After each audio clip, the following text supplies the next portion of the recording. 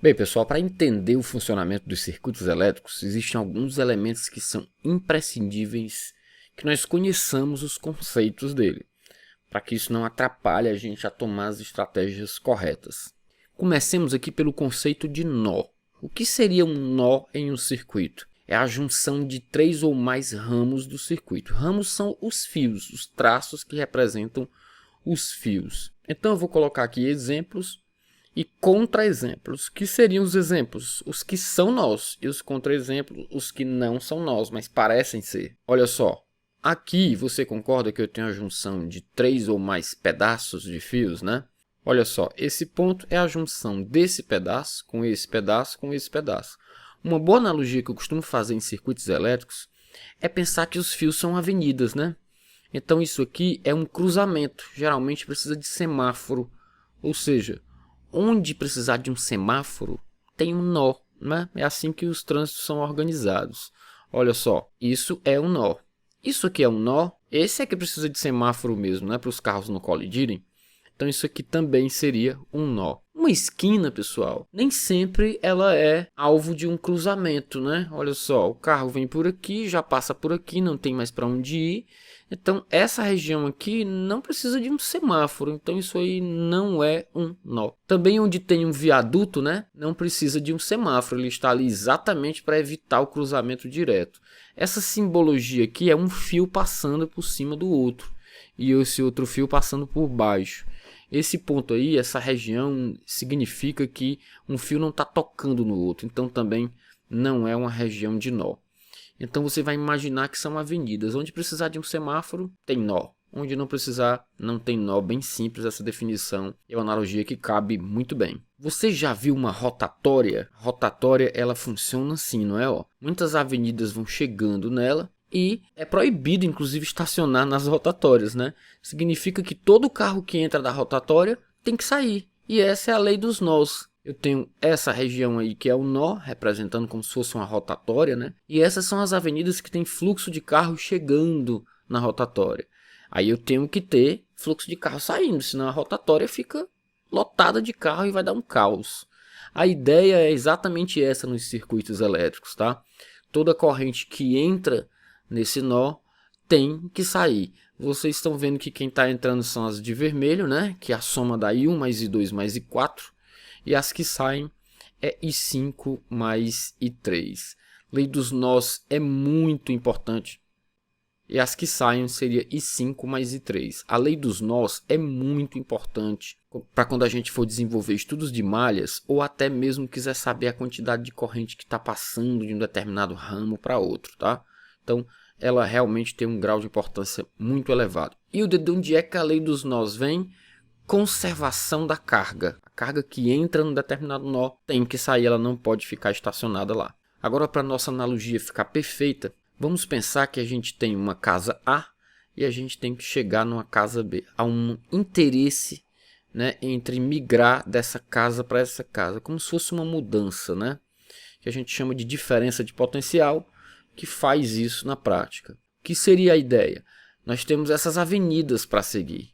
E os resistores funcionam como nível de engarrafamento. A corrente vai querer fluir mais facilmente nos resistores menores. E nos resistores maiores ela tem uma tendência de querer ficar mais enganchada. Essa é a ideia. Então imagine que a carga, né, é representada por essa bolinha como se fosse um automóvel, né? Aqui é um viaduto. Então isso não representa um nó. Chegou aqui, tem um engarrafamentozinho, né? A carga vai gerar efeito Joule, os carros vão ficar mais lentos, é a mesma ideia, tá? É perfeita essa analogia, né? Olha ali o viaduto, olha ali o engarrafamento e aí vai, ó, viaduto, vai passando, avenida livre, viaduto, engarrafamentozinho aí, não muito grande, e assim vai. Observe que esse bairro, ele tem uma via só, vocês estão conseguindo ver, ó? Não há nenhum local onde o carro possa mudar dessa via para outra. Ele está sempre passando por cima ou por baixo de um viaduto, mas tem que enfrentar todos os engarrafamentos. Pessoal, na corrente elétrica, quando isso acontece, nós dizemos que todos os resistores que estão representados aí estão em série, porque eles são percorridos pela mesma corrente elétrica. Não é corrente elétrica de mesmo valor, é exatamente a mesma corrente elétrica. tem que ser a mesma, ou seja, é o mesmo carrinho que passa em todos os engarrafamentos. Isso caracteriza a série. Os engarrafamentos você vai pegar eles em série, um atrás do outro. Essa é a ideia. Aqui eu vou te fazer umas perguntinhas para ver se você está ligado na missão.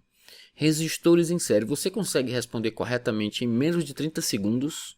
Eu vou estabelecer um interesse de migrar entre esses dois pontos. E eu pergunto, em qual desses pontos a DDP é a menor? Segundo, em qual deles a potência dissipada seria a maior? Eu vou responder isso mais na frente, que eu vou te ensinar a pensar em DDP e potência em associações em série. E o que é uma DDP? Pessoal, uma DDP é uma diferença de status. Você está estudando para quê? Para sair do seu status de estudante para status de trabalhador, né? Para sair do seu status de quem consome para quem gera, porque quem gera também gera riquezas, né? Então, o seu interesse em sair do status de estudante para o status de um profissional, o que faz isso é uma diferença de potencial entre esses status, né? Ou seja, uma diferença de potencial, ela causa um efeito migratório, seja do que for. Uma diferença de potencial térmico causa um efeito migratório do calor. Uma diferença de potencial gravitacional causa o efeito migratório da massa. Uma diferença de potencial elétrico causa o efeito migratório da carga, pessoal. Tudo é uma ideia só. Bem simples, né? Nas nossas casas nós temos a principal fonte de DDP é a tomada, que ela é de 220 volts. Com uma pequena ressalva, ela é alternada. Esses polos ficam trocando entre positivo e negativo 60 vezes por segundo. Dizemos que o nosso sistema é um sistema de 60 Hz. O que seria submeter uma associação em série a essa DDP? Imagine que nós temos 3 lâmpadas que serão ligadas em uma tomada, mas o fio que liga as 3 é um só. Dizemos então que elas estão em série, observe. Aí eu ligo a tomada e essas 3 lâmpadas acendem instantaneamente. A ideia de representá-las esquematicamente é essa, né? Cada lâmpada também é um resistor. Então eu vou ter aí ó, R1, R2 e R3. A diferença de potencial vai causar um fluxo migratório de carga e esse fluxo nós chamamos de corrente elétrica. A corrente elétrica, ao passar por cada resistor, você pode aplicar a lei de Ohm de maneira individual, gerando DDPs individuais. Então o que a associação em série causa? Ela causa partições da DDP total. Nos terminais de cada lâmpada vai ter uma DDP individual. Vamos supor que as lâmpadas tivessem resistências diferentes. Aí as DDPs seriam em valores diferentes. Basta aplicar a lei de Ohm. Quais são as características esperadas, né, gente? Importante saber. A associação em série tem a mesma intensidade de corrente em todos os resistores. Não só a mesma intensidade, como a corrente em si é a mesma. É importante também frisar que a DDP total é a soma das DDPs individuais. Ah, Hilda, quer dizer então que eu posso pensar nesse conjunto de lâmpadas como sendo uma coisa só e daí fazer uma conta que a minha vida vai ficar mais simples? É exatamente isso no que consiste associar resistores. Então se liga nessa aqui, ó. Eu tenho essas características, né? E eu sei o seguinte, eu quero substituir esse grupo de resistores por um único resistor que os represente. Então a resistência equivalente, como ela seria? A que tipo de relação ela obedece? Essa é a pergunta. A corrente elétrica que passa no resistor equivalente, que substitui toda essa associação, é I também, né? Então eu tenho aquela velha relação do U igual a R vezes I. Você sabe como é que funciona esse triângulozinho? É bem facinho de você memorizar, né? Ora mais U é o produto RI. I é a divisão UR. E R é a divisão UI, né? Esse triângulozinho é bem bonzinho de você relacionar aí a lei de Ohm. Mas claro que a lei de Ohm é muito conhecida, todo mundo conhece. Anota e faz as divisões e ou produtos que você precisar. Então eu vou precisar de U, né? Porque ela tem U's fracionados. E o que são os U's? Eles são os produtos R vezes I. Então aqui eu tenho resistência equivalente vezes I. Por quê? Porque é o U total, né? Ó. Resistência equivalente vezes I. Na primeira parcela eu vou ter R1 vezes I. Na segunda R2 vezes I. Na terceira R3 vezes I. Assim sendo, ó, acompanhe. R1 vezes I, R2 vezes I e R3 vezes I. Colocando em evidência, eu tiro todas essas correntes, não é verdade? E eu tenho que a associação em série vai ser a soma dos resistores. Que fácil, né? Ó. Um caso particular chama a atenção. Se você tiver resistores iguais, né?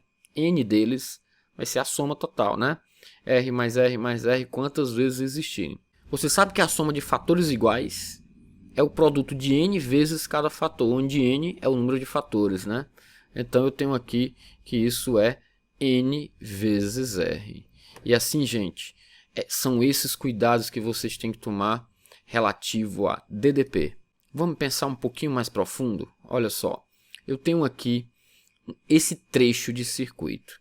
O que eu faria para achar as DDPs sem mesmo pensar nas correntes, já que eu sei dessa ideia? A corrente não é uma só, né, em todos eles? Então, na série, ó, tá aí a dica, né? Mesma corrente para tudo, né? Então, a razão UR é uma constante, né, gente? Se essa razão UR é uma constante, então eu tenho que manter esses produtos aí, ó, tá vendo? Ó? O que eu estou querendo dizer com isso? Essas coisas são diretamente proporcionais. Se para ir do resistor de 2 para o resistor de 6 você multiplica por 3, você também tem que multiplicar por 3 a tensão, né? 18.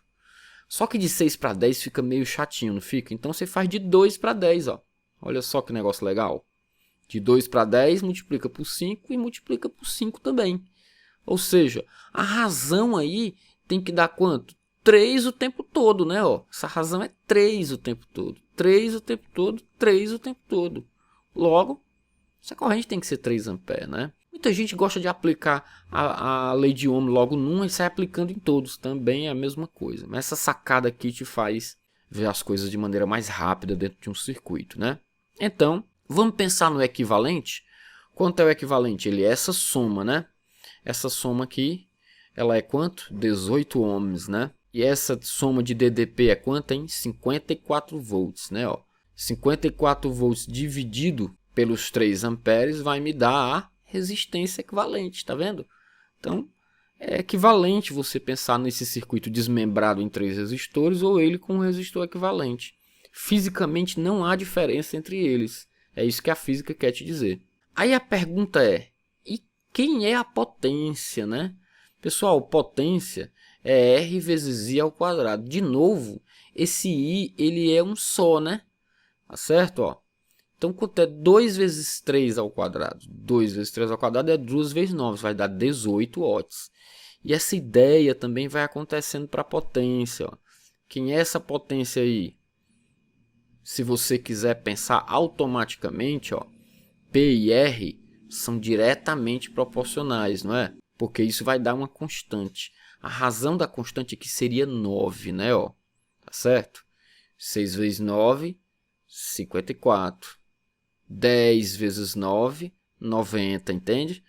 Você pensa em circuito muito rápido usando essas técnicas, né? Então aí tá aí a maneira, mas se você não sentir segurança de fazer isso, aplica a lei de Ohm em cada resistorzinho, né? Aplica a equação das potências em cada resistorzinho. Tá de boa, para mim o importante é que você aprenda isso bem direitinho. E aí, quem é que vai ser a potência, hein? Será que vai ser a soma das potências? Sim, porque isso é uma questão de conservação da energia, né? Ó, isso daí daria 162 watts no final das contas, tá? Ó, a corrente é uma só, né? Mas somando as resistências, eu tenho a resistência total. Somando as DDPs, eu tenho as DDPs totais. Então, na associação em série, tudo você vale somar, exceto a corrente que permanece a mesma. Pensou que eu esqueci das perguntinhas que eu fiz? Ficou mais fácil responder agora, não ficou? Ó. Quem é a DDP menor? Pessoal, é o local onde tem o menor engarrafamento. É sempre no resistor de menor valor. É o local mais fácil de passar. Então a DDP ali é a menor. Tá certo? E onde é que tem mais potência? É o lugar mais engarrafado, onde você vai gastar mais energia no seu carro.